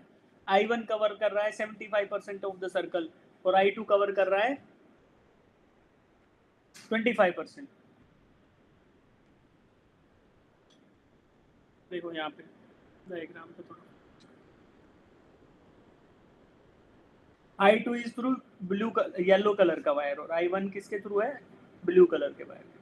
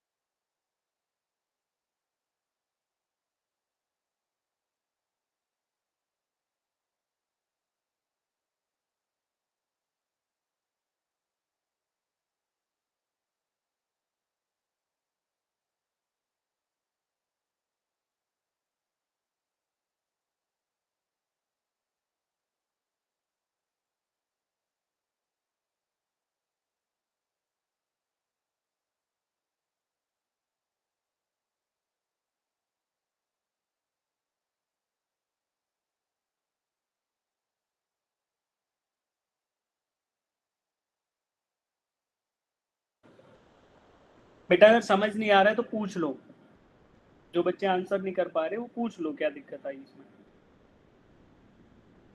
करंट का आपको आइडिया लगा कि भाई I1 इज 1/3 ऑफ I2, ये बात समझ आई कि I1 की वैल्यू 1/3 ऑफ I2 क्यों होगी, क्योंकि Yes. रेजिस्टेंस R1 जो है वो 3 टाइम्स ऑफ R2 है। रेजिस्टेंस डिपेंड करता है लेंथ ऑफ वायर पे, तो लेंथ ऑफ वायर जैसे बढ़ जाएगी वैसे ही रेजिस्टेंस बढ़ जाएगा। अब देखो जो length of blue colour wire है वो 3 times of length of yellow colour wire है, दिख रही है मुझे, क्योंकि वो 25% है और 75% है, तो 25 का 3 टाइम्स होता है 75, तो इसी वजह से R1 जो है वो 3 टाइम्स ऑफ R2 है। फिर हम ओम्स लॉ से वैल्यू निकालते हैं, तो हमें वैसे भी ओम्स लॉ नहीं भी लगाते तो आपको पता है कि यार जहाँ पे रेजिस्टेंस ज़्यादा होगा वहाँ से करंट कम फ्लो करेगा, लीनियर डिपेंडेंस होता है। तो I2 की वैल्यू I1 से 3 टाइम्स हो जाएगी, जिधर रेजिस्टेंस कम उधर फ्लो ऑफ करंट ज़्यादा या फ्लो ऑफ चार्ज ज़्यादा। तो रेजिस्टेंस R2 1/3 था R1 का, तो इसलिए current I2 3 times of I1 हो गया। ठीक है जी। अब मुझे पॉइंट P पर नेट मैग्नेटिक फील्ड निकालना है। ठीक है, अब देखो क्या होगा बेटा, पहले तो हम वैल्यू निकालेंगे B1 की और फिर वैल्यू निकालेंगे B2 की और फिर उनका डायरेक्शन भी देखेंगे कि किस डायरेक्शन में एक दूसरे से पॉइंटिंग है, then we will try to find out the values. ठीक है, अब इतनी बातें मैं ये वाली मिटा देता हूँ जो हमने ओम्स लॉ से निकाली है, मैं सीधा सीधा लिख देता हूँ वैल्यू की I1 I2 हमें पता चल गया, फॉर्मूला लगाते हैं, we will try to find out value of B1। B1 क्या है, ब्लू कलर के वायर की वजह से पॉइंट P पर मैग्नेटिक फील्ड। ठीक है बेटा, तो आप बताओ पूरे के पूरे लूप का कितना प्रोपोर्शन है ये ब्लू कलर वायर, 75% है ना, 75. यानी कि 3/4। तो अब पूरा लूप होता तो फॉर्मूला था mu naught I upon 2R, लेकिन अभी 3/4 है उसका प्रोपोर्शन, तो क्या करेंगे, mu naught I1 upon 2R into 3/4, तो एक वैल्यू आ गई B1। अब इसका डायरेक्शन बताओ मुझे, डायरेक्शन क्या होगा, इनटू द प्लेन की outward from the plane. Into the plane. सब बच्चे बताओ भाई, शिखा अकेली थोड़ी पढ़ रही है, सभी बताओ अनम्यूट करके, इनटू द प्लेन की आउटवर्ड फ्रॉम द प्लेन। इस वायर को हाथ में पकड़ो राइट हैंड में और फिर उंगलियों को कर्ल करके देखो किधर जा रहे हैं, Into the plane. Into the plane जा रहा है, तो I1 की वजह से इनटू द प्लेन, तो इसके जगह के साइड में निशान भी बना लूं, क्रॉस लगाऊं कि डॉट लगाऊं इसमें सर्कल में, कल बताया था एरो हेड कैसा दिखेगा, पीछे से दिखेगा ना इनटू द प्लेन, तो क्रॉस मतलब into the plane of paper. ठीक है, अब B2 निकालते हैं, B1 मेरी वैल्यू आ गई, इसको कैलकुलेट भी कर लेते हैं अभी के अभी, तो ये आएगा 3 mu naught I1 upon 8R। ठीक है, ये आ गई वैल्यू B1 की into the plane of paper at point P। अब B2 की वैल्यू निकालते हैं, B2 is due to yellow colour का वायर, वो बताओ मुझे कितना है, पूरे के पूरे लूप का कितना प्रतिशत है बेटा, 1/4. 1/4, तो क्या करूंगा 1/4 इंटू म्यू नॉट I2, अब करंट I2 फ्लो कर रहा है, ठीक है जी, इंटू 2R। अब इधर क्या आएगा, इधर डायरेक्शन बताओ, पॉइंट P पे away from the plane of paper की into the plane of paper, अब एक ही इंटू येलो कलर के वायर को हाथ में पकड़ो राइट हैंड में और देखो पॉइंट पी से आपको उंगलियां बाहर आती नजर आ रही है। अगर मेरा thumb into the direction of current pointing है तो Sir, into the plane. Into की अवे अवे आएगा बेटा, येलो कलर की वजह से। येलो में Sir, करंट के away. डायरेक्शन में, येलो में करंट के डायरेक्शन में थंब को पॉइंट करो ना,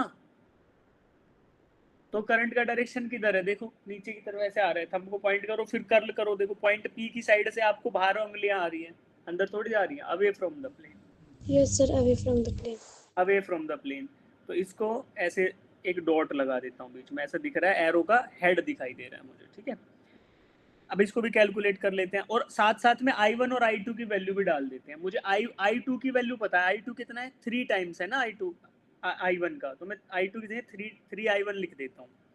तो इसको कैलकुलेट करते हैं बेटा, 1/8 R mu naught into 3I1, I2 की जगह 3I1 लिख दिया, ठीक है। इसको कैलकुलेट करेंगे तो क्या आएगा, 3/8 म्यू नॉट I1 R, और ये है आपका away from the plane of paper. तो away from the plane of paper को मैं पॉजिटिव डायरेक्शन अब की बार मान लेता हूँ, जो अवे फ्रॉम द प्लेन है वो पॉजिटिव है, तो पहले B1 लिख दूंगा फिर B2 लिख दूंगा, क्योंकि मेरा B2 है वो इनटू द पॉजिटिव डायरेक्शन है, तो उसको B2 को पहले लिख लेते हैं। तो net magnetic field eight point P वो क्या आएगा, B2 मेरा पॉजिटिव है क्योंकि अवे वाले डायरेक्शन में पॉजिटिव मान लिया इसको, और फिर माइनस कर दूंगा B1 उसमें से, क्योंकि B1 आपका into the plane of paper है। तो B2 की वैल्यू क्या रखेंगे, 3/8 म्यू नॉट I1/R, और माइनस B1 की वैल्यू क्या थी, 3/8 म्यू नॉट I1/R। इसकी वैल्यू क्या आ रही है, नेट वैल्यू देखो क्या आ रही है बेटा, वैल्यू नेट 0 आ रही है। फिर अब अपना ऑप्शन कौन सा हो गया सही, ऑप्शन Option A. इसके एक एक स्टेप को ढंग से समझो। देखो हमने क्या किया है, पहले हमने निकाला करंट निकाला। करंट क्यों निकालना पड़ा बेटा, क्योंकि स्ट्रेट कंडक्टर था, उसी में जो करंट फ्लो कर रहा था वही अलग अलग टुकड़ों में बट गया। अब बट गया तो हम क्या करेंगे भाई, करंट की वैल्यू निकालने के लिए ओम्स लॉ को याद करेंगे। ओम्स लॉ बोलता है कि जिधर रेजिस्टेंस ज्यादा होगा उस पार्ट में करंट कम फ्लो करेगा।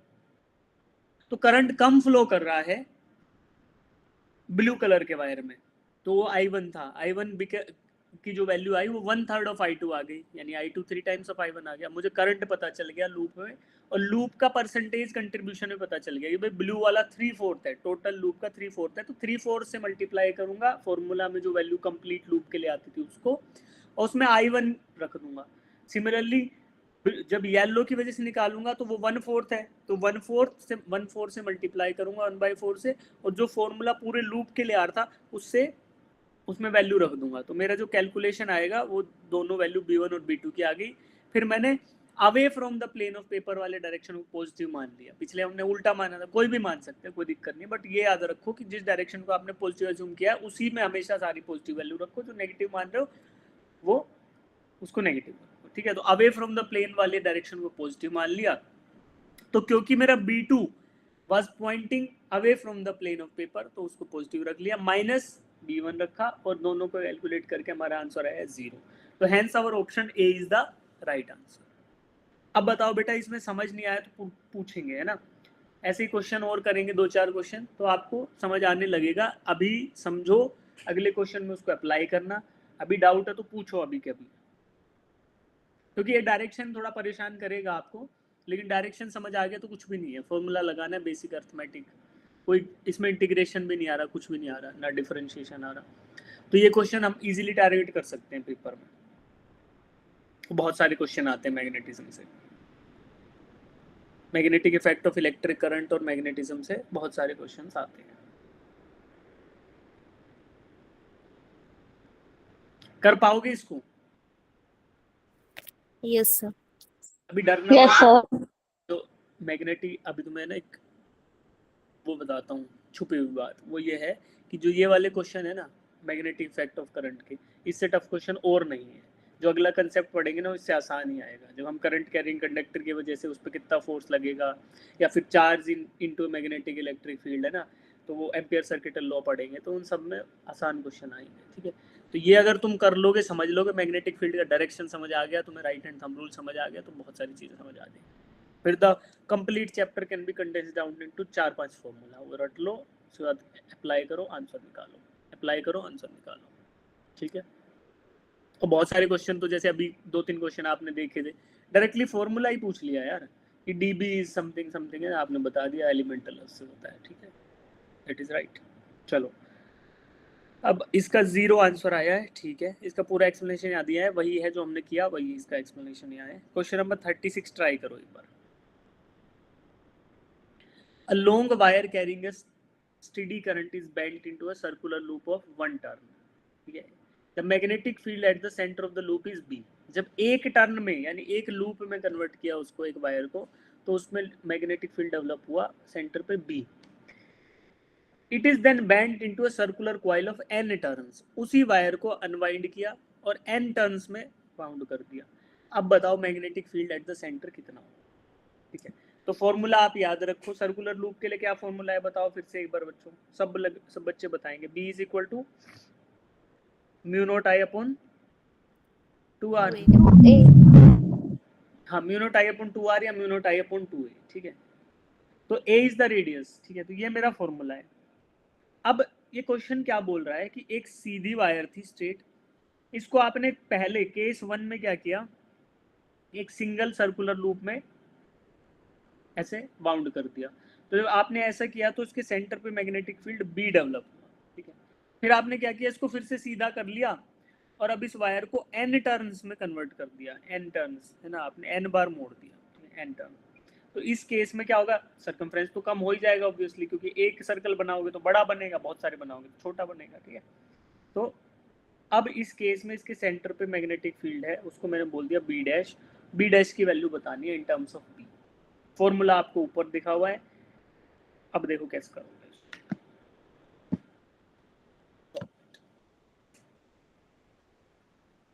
एक हिंट दूं, एक हिंट दूं बेटा, पहले ना अज्यूम कर लो इस length, total length of this wire is L, तो रेडियस कितना आएगा, फिर रेडियस ऑफ द लूप कितना आएगा इस वायर को अगर सर्कल में कन्वर्ट करोगे, तो इस आर की वैल्यू क्या आएगी।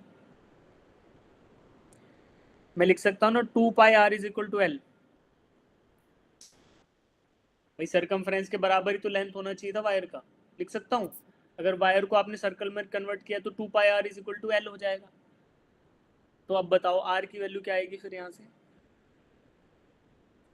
एल अपॉन 2 पाई, 2 पाई, ठीक है। फॉर्मूला में आर की जगह एल अपॉन 2 पाई रख लो, ठीक है। फिर इसी को एन टर्न्स में कन्वर्ट करो, तो उसमें आर डैश आ जाएगा, इसका जो एन टर्न्स होंगे उस टाइम रेडियस आर डैश आ जाएगा। आर डैश को भी निकालो एल के टर्म्स में और फिर फिट करो, then you will find the relation. अभी करके देखो।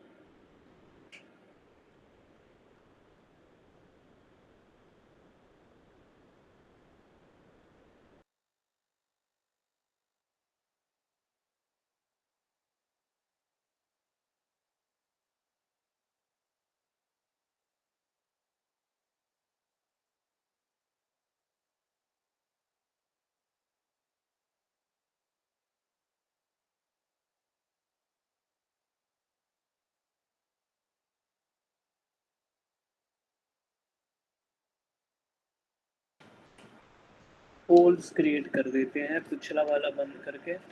पिछले में 10 बच्चों ने आंसर किया, सब लोग करो यार आंसर। देखो अभी जो अभी ये क्वेश्चन कर लोगे ना और सीख लोगे और डाउट्स हैं तो पूछ लोगे, तो फिर तुम्हें दिक्कत नहीं आएगी। जब बुक लेके उठा के बैठते हो तो बोलते हो ना सर क्वेश्चन नहीं होते, तो यहाँ पे डाउट पूछ के सॉल्व करके ले जाओगे तो क्वेश्चन होना स्टार्ट हो जाएंगे। फिर करो तुम क्वेश्चन में मैड एंगल्स खा लेता हूँ। मैड एंगल्स देखो बस कर रहे हैं मैं। चलो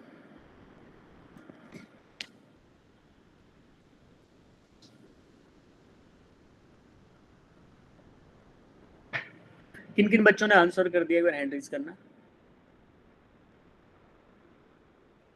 4 बच्चों ने आंसर किया अभी पोल में, एक बार हैंड रेज करना बेटा। शाबाश।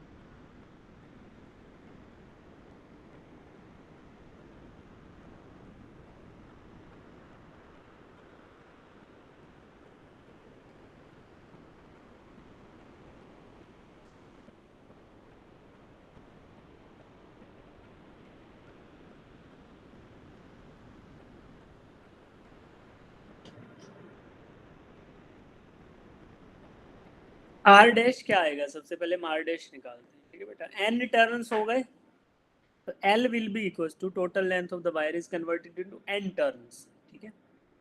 तो कितना हो जाएगा, N into 2 pi R dash, ये हो गया भाई। एक सर्कल, एक छोटे वाले सर्कल का सर्कमफ्रेंस 2 पाई आर डैश, और एन सर्कल्स हैं तो N into 2 pi R dash मिलाकर total length of the wire equal हो जाएगा। तो यहाँ से आर डैश कितना आएगा, R dash will be equal to L upon N into 2 pi, ठीक है बेटा। तो ये हमारा हो गया आर डैश। क्या बोल सकते हैं फिर, ऐसे नहीं बोल सकते कि R dash is equal to R by N, जो इनिशियली रेडियस था उसका 1/n टाइम्स हो गया, ठीक है। अब हमें क्या करना है, हमें निकालना है magnetic field at the centre of the coil, ठीक है बेटा। चलो जी, अब केस 1 में और केस 2 में वैल्यूज निकालते हैं। पहले इसको मिटा देते हैं, इसका कोई यूज नहीं है, इसको ऊपर कर देते हैं थोड़ा सा। केस 1 में वैल्यू निकालते हैं। केस 1 में मैग्नेटिक फील्ड क्या होगा एट द सेंटर, इसको मैंने बोला B, तो B is equal to mu naught I upon 2R की जगह लिख देते हैं L अपॉन 2 पाई, तो नीचे L और ऊपर 2 पाई, ये मेरा आ गया B, ठीक है बेटा। उसके बाद ये अब मैंने R और R डैश ही निकाल ली, तो मैं क्यों लिखूं इसको, मैं ऐसे लिख देता हूँ ना, नीचे इधर R लिख देता हूँ, उसको R डैश लिख दूंगा, तो mu naught I upon 2R ये आ गया, ठीक है। ड्यू टू एक ही सिंगल सर्कल था, कोई इशू नहीं आया। अब यहाँ पे n सर्कल्स हैं और रेडियस R डैश है, तो इधर मैं निकालता हूँ, मान लो इसको B डैश बोला, ये क्या आएगा बेटा मेरा n टाइम्स, पहले तो n सर्कल है, सिंगल की वजह से जो वैल्यू आएगी उसका n गुना आएगा क्योंकि n सर्कल्स है, इनटू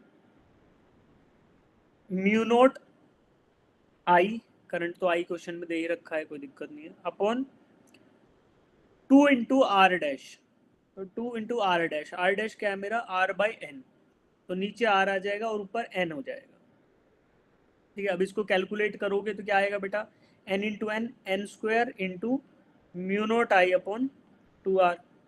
तो mu naught I upon 2R क्या था मेरा, इनिशियली जो मैग्नेटिक फील्ड था सेंटर ऑफ द सर्कल पे।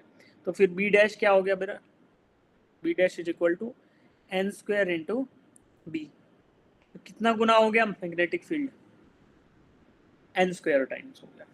तो option B is the right answer, option B इसका सही आंसर है। देखो क्या हुआ है भाई, एक n तो आया किसकी वजह से, रिलेशन बिटवीन रेडियस की वजह से, और दूसरा n कैसे आया कि n टर्न्स हो गए मेरे, पहले सिंगल लूप था, सिंगल टर्न था, तो सिर्फ आया mu naught I upon 2R, लेकिन n टर्न्स हो गए तो n टाइम्स हो जाएगा, n into mu naught I upon 2R, और वहाँ पे R की वैल्यू जो थी वो मेरी R डैश रखी, R डैश क्या था R बाई n, तो n न्यूमरेटर में चला गया, मल्टीप्लाई हुए, तो n square into mu naught I upon 2R, तो initially mu naught I upon 2R था, उसका n स्क्वायर टाइम्स हो गया, तो that means the magnetic field at the centre of this smaller coil becomes n square times of B, तो option B is the right answer. समझाया जी? Yes sir. देखो समझ जिनको आ गया उनका तो ठीक है, लेकिन जिनको समझ नहीं आया, सना ने तो आंसर ठीक कर दिया था, है ना, प्रिंस ने भी आई थिंक कर दिया था, और शुरू में जो 3-4 बच्चों ने किया था सबका आंसर ठीक था, शिखा को भी समझ आ गया,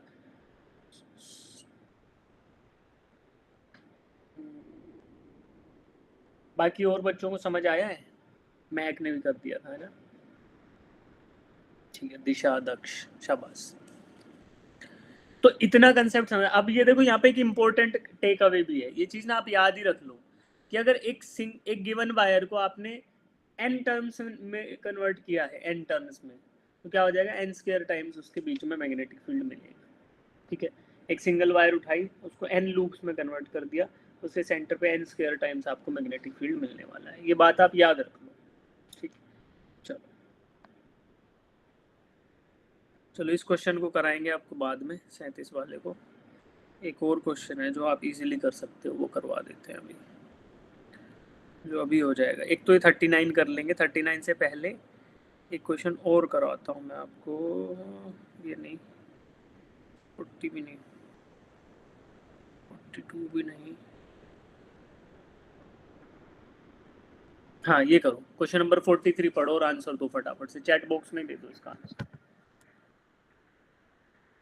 a magnetic field of given length of wire for single turn coil at its center is B, then its value for two turns coil for the same wire is, उसी वायर को unwind करके दो turns में convert कर दिया तो कितना value आएगा जी, बताओ। हाँ प्रिंस बताओ। सर सी। 4 टाइम्स हो जाएगा ना, n स्क्वायर टाइम्स हो जाएगा, तो कितने टर्न हो गए, दो टर्न थे, तो 2 स्क्वायर हो गया, तो 2 स्क्वायर कितना 4 टाइम्स। तो इनिशियली मैग्नेटिक फील्ड अगर B था, तो जब वायर, उसी वायर को आपने एक टर्न को खोला और उसी को दो बार घुमा दिया, तो क्या हो जाएगा, रेडियस तो कम हो जाएगा बट मैग्नेटिक फील्ड की वैल्यू बढ़ जाएगी सेंटर ऑफ द लूप पे, कितनी हो जाएगी n स्क्वायर टाइम्स, और दो टर्न थे तो 4 भी हो गया। अगर मैं बोलता 5 टर्न्स में कन्वर्ट कर दिया तो क्या आता आंसर बेटा, अगर 5 टर्न्स होते, सिखा क्या आंसर आता, 25 भी। 25. 25 आता। ठीक है, तो ये टेक अवे आप रट लो, आपको याद हो भी क्या होगा ना। तो इसका आंसर क्या है, ऑप्शन नंबर सी। देखो बिना करे ही हो गया ना, वैसे भी करते तो आपका आंसर आ जाता। अब बाकी सवाल आपके हो नहीं पाएंगे, ये तो फॉर्मूला वाले हैं। देखो 44 के बाद आपके फॉर्मूला बेस्ड क्वेश्चन है, अब तक हमारे सारे एनालिटिकल थे, अब फॉर्मूला लिखोगे सीधा वैल्यू डालोगे। देखो mu note n upon 2r है, उसमें वैल्यू रखो, फॉर्मूला में आंसर आ जाएगा। सिमिलरली 45 भी है, ये आप कर लेना, 44 45 46 भी फॉर्मूला बेस्ड है, इसमें वैल्यू डालोगे हो जाएगा। अब एक क्वेश्चन और आपको करा देता हूँ, वो थोड़ा अच्छा सा है, मेरे को बढ़िया लगा था वो है बेटा ये वाला, करो 39, क्वेश्चन नंबर 39 करेंगे, फिर कुछ कुछ बचेंगे वो आप ट्राई करना, मैं सारी ये शीट शेयर कर दूंगा। ये वो सारे क्वेश्चन जो अब तक आए हैं हमारे एग्जाम में, ठीक है। इसको चाहे पोल में आंसर कर लेते हैं क्वेश्चन 39 को।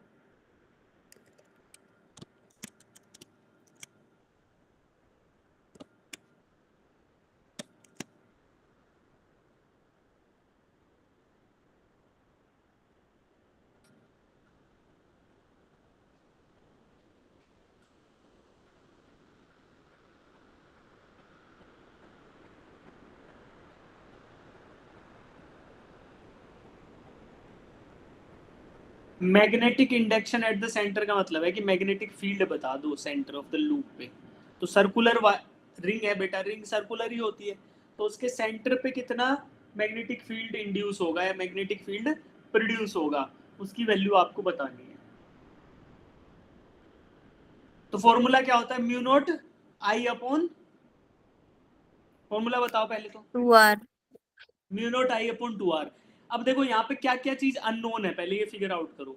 म्यू नॉट तो कांस्टेंट है, 2 भी कांस्टेंट है, आई और आर तो क्वेश्चन में दे दिया कि रेडियस आर है, तो क्या अननोन है बेटा, करंट। और करंट कहाँ से आता है, चार्ज, मूविंग चार्ज से। तो क्या ये चार्ज मूव कर रहा है कि नहीं कर रहा है, ये बताओ पहले।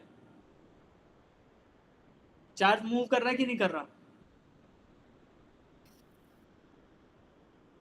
अरे चार्ज यूनिफॉर्मली डिस्ट्रीब्यूटेड है रिंग के ऊपर, नहीं और कर रिंग को रोटेट कराओगे तो मूव तो कर रहा है ना बेटा चार्ज, रिंग के अंदर मूव नहीं कर रहा बट रिंग के साथ तो मूव कर रहा है।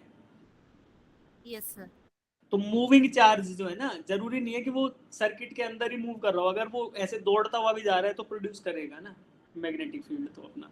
तो इसलिए रिंग जो रोटेट कर रही है, अब आपको करंट की वैल्यू निकालनी है, कैसे निकालोगे, देखो करंट है ना, ये चार्ज रिंग के अंदर तो फ्लो नहीं कर रहा, बट उसके बाद हम करंट का फील कैसे लेंगे वो एक बार बता देता हूँ। तो जैसे ये रिंग है बेटा,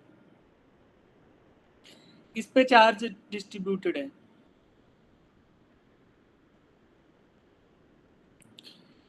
और इस रिंग को रोटेट किया जाए अबाउट इट्स सेंटर,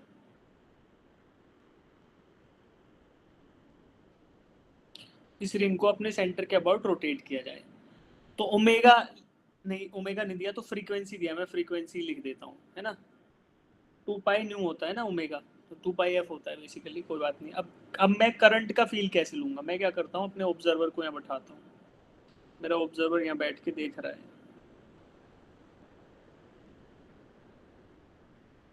अपनी आंख से देख रहा है इधर इसको, ठीक है। तो इस ऑब्जर्वर को क्या नजर आएगा कि चार्ज मूव कर रहा है ना, और charge move per unit time कितना करता है, उसी को करंट बोलते हैं, I is equal to Q by T.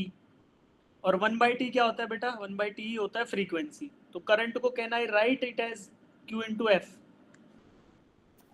Yes, sir. तो मुझे करंट ही अननोन था, उसको क्या लिख सकते हैं? q into f। बाकी देखो फॉर्मूला में करंट की जगह qf लगा के देखो कौन सा ऑप्शन आ रहा है। Option B. ऑप्शन बी आ रहा है। ठीक है, तो सवाल आसान था कि टफ था? बस थोड़ा सोचना था, सवाल में तो कुछ भी नहीं था। Option B is the right answer. ये नीट में नहीं आया, मेंस में आया हुआ है, जेई मेंस में, बट ऐसा आ सकता है नीट में क्योंकि आसानी सवाल है ना। तो क्वेश्चन नंबर 39 का option B is the right answer. एक क्वेश्चन और करा दूं इसी से रिलेटेड, फिर आपके लिए थोड़ा आसान हो जाएगा ना इनको बाकियों का अटेम्प्ट करना। ये सेमी सर्कल वगैरह आप सब कर लो, उम्मीद है मुझे। ये कर लो क्वेश्चन नंबर 42।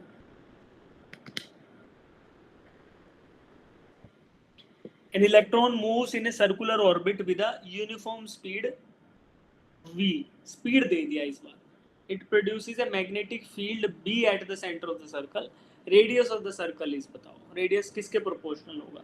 तो देखो सबसे पहले तो क्या करना है, जो हमें पता है वो लिख लो। क्या पता है हमें? फॉर्मूला पता है। सबसे पहले फॉर्मूला लिख लो। सेंटर ऑफ द सर्कल के ऊपर या सेंटर ऑफ द लूप के ऊपर क्या होता है मैग्नेटिक फील्ड बेटा? Mu naught I upon 2r। पहले सबसे पहले तो वो लिखो, फिर देखो क्या क्या अननोन है।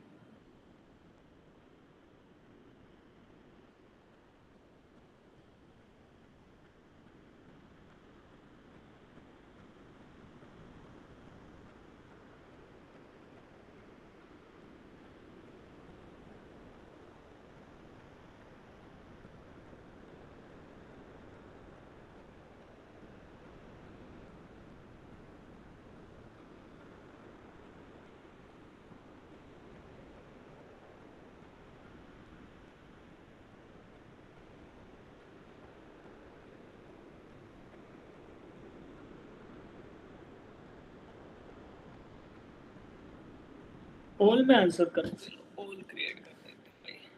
आपका आंसर आ गया सना? देखो इसमें करंट का जो अभी फॉर्मूला हमने निकाला था ना अभी अभी, वही यूज होगा। हिंट दे देता हूँ आपको, उसी डायरेक्शन में सोचो। करंट क्या था? Q into F।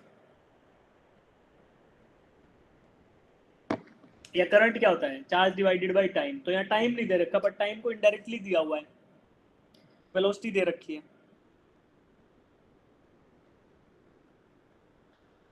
वेलोसिटी आपको दे रखी है।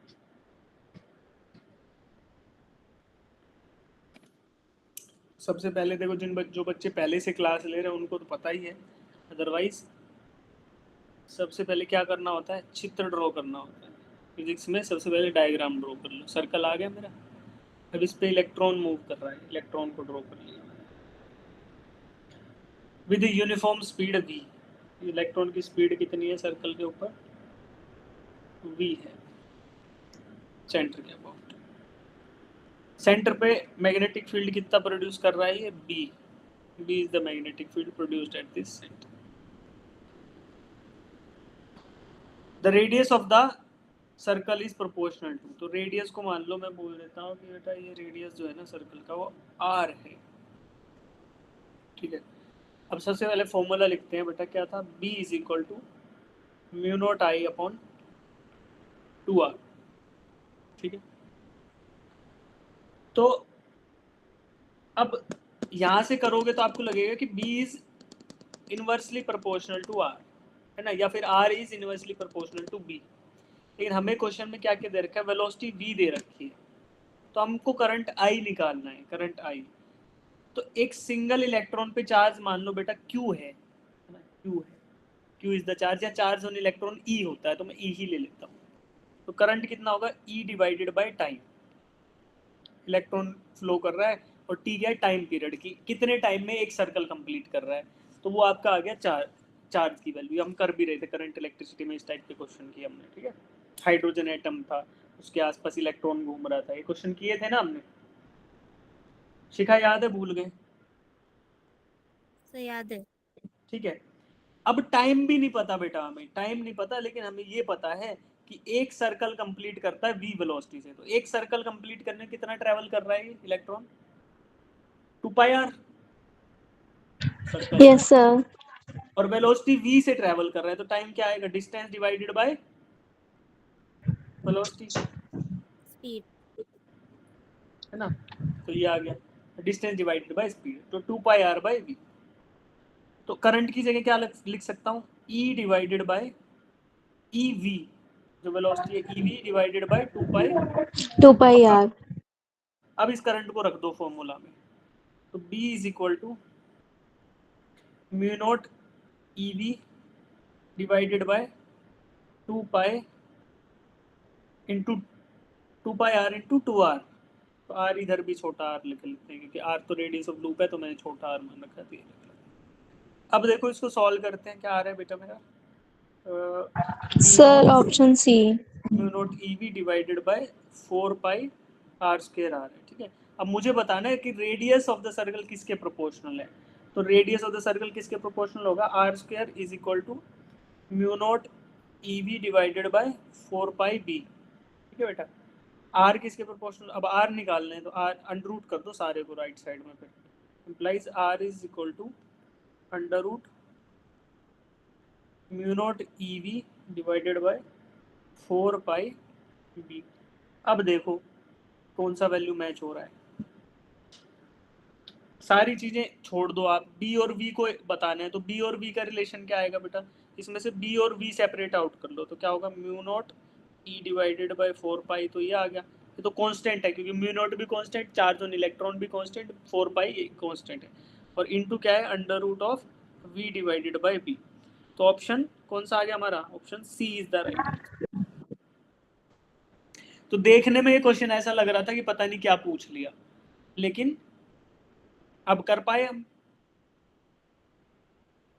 तो हम लोगों तो एक एक चीज है, कंसेप्ट थोड़ा थोड़ा याद रखना। हाँ मुस्कान। सर ये आई की वैल्यू E/T कैसे आई? E/T कैसे आया? करंट क्या होता है बेटा? Charge flowing at a given point per unit time, ठीक है। तो ये इलेक्ट्रॉन क्या कर रहा है? इस सर्कल में रोटेट कर रहा है कि नहीं कर रहा है? ये दिया हुआ है क्वेश्चन में, with velocity v। Yes sir. तो अब मुझे करंट निकालना है। करंट कैसे निकालेंगे भाई? यहाँ बैठ जाऊंगा मैं, यहाँ अपने इन दोनों पॉइंट के बीच में ऑब्जर्वर बैठ गया है। अब ये इलेक्ट्रॉन रोटेट करके इधर से भी पास करेगा कभी ना कभी, तो ठीक है। एक बार इलेक्ट्रॉन गया, दोबारा वापस आने में कितने टाइम बाद वापस आएगा इसी पॉइंट पे? टाइम पीरियड ऑफ रोटेशन के बराबर, है ना। एक सर्कल में इतना टाइम ले रहा है, उतने टाइम, हर टाइम उतने ही टाइम के बाद ये यहाँ आता रहेगा। तो मैं बोल दूंगा ना कि टी टाइम इसने कवर किया, टी टाइम लिया एक बार आने में। तो यानी कि एक पॉइंट पे अगर इधर करंट निकालने लगूं मैं लूप में, तो क्या आएगा? Charge flowing through the loop per unit time. तो चार्ज आपका एक सिंगल इलेक्ट्रॉन है, और टाइम कितना ले रहा है? Time period of rotation. तो वही लिखा है कि चार्ज आपका E था और डिवाइडेड बाय टाइम। चार्ज का वैसे भी करंट का फॉर्मूला यही तो होता है, Q/T। तो Q आपका इलेक्ट्रॉन है, सिंगल इलेक्ट्रॉन मूव कर रहा है, तो ये रख दिया। अरे चार्ज का फॉर्मूला यही होता है ना, charge current is equal to dQ/dt, rate of flow of charge. आ गया समझ बेटा? तो अब बच गए, देखो जो क्वेश्चंस इसमें बच गए बेटा, काफी तो हो गए, कुछ कुछ बचे हुए, कुछ आपसे हो जाएंगे, कुछ नहीं भी होंगे। तो नहीं होंगे तो उनको हम तो टारगेट कर ही लेंगे। जैसे ये क्वेश्चन आप जरूर ट्राई करना, है ना, इसको ट्राई करना। इसमें वेक्टर है तो अलग अलग डायरेक्शन आएंगे, आई कैप जे कैप, उनके अकॉर्डिंग ऐड करके एक बार ट्राई करना। मोस्टली बच्चों से हो जाएगा, नहीं होगा तो करेंगे। ये आपसे हो जाएगा, आसान सवाल है। इसमें भी वेक्टर वाला है ना। अच्छा 38 है, लेकिन इसमें परपेंडिकुलर है, तो ऐड कर पाओगे आप लोग 2 क्वेश्चन। तीसरा ये हो जाएगा, इसमें भी वेक्टर है, और बाकी सब हो गए हैं, इनमें वैल्यूज पुट करना, ठीक है। तो जो अब तक हमने पढ़ा ना, उनसे बेसिस पे आपके लगभग सारे सवाल हो गए। इन सबको जो बचे हुए क्वेश्चंस को ट्राई करना, ये होमवर्क है आपका। और अगर कल टेस्ट नहीं है, अब तक इन्फॉर्मेशन नहीं आई ना, तो कल टेस्ट अभी तक तो है नहीं है मोस्टली। सर 30 जून को होगा। 30 जून को है, जिसमें आपका चैप्टर आएगा, वो क्या नाम है उसका यार, करंट इलेक्ट्रिसिटी, ठीक है। उसको रिवाइज करा देंगे उससे पहले। हाँ मैं शीट शेयर कर दूंगा बेटा, जो ग्रुप्स अगर कल मिस हो गए थे ना, जो आपका एक्स्ट्रा ग्रुप जो बता रहे हो क्या नाम से था, शॉर्ट टर्म ग्रुप, उसमें मैं शेयर कर दूंगा, ठीक है। तो ये जो है बचे हुए क्वेश्चन आप अटेम्प्ट करना। फॉर्मूला वही यूज होंगे, 2 ही फॉर्मूले आपको बताए हैं, पायट-सेवर्ट्स लॉ बताया है, और बाकी छोटे मोटे कंसेप्ट इलेक्ट्रिसिटी के वो यूज होते रहेंगे। थोड़ा बहुत मैथमेटिक्स, अलजेब्रा वगैरह, तो इनको आपको करके आना है अगली क्लास में आने से पहले। जो हो गए वो क्वेश्चंस आपको समझ आ चुके हैं, तो बहुत सही से आप तो एक बार रीड भी कर लेना, ठीक है। चलो जी, जिन बच्चों को आज सारे सवाल समझ आ गए वो एक बार थम्स अप दे के बताओ कि समझ आया कि नहीं आया, बाकी फिर आपसे मिलते हैं। ठीक है, चलिए, तो नीट के सवाल हो गए।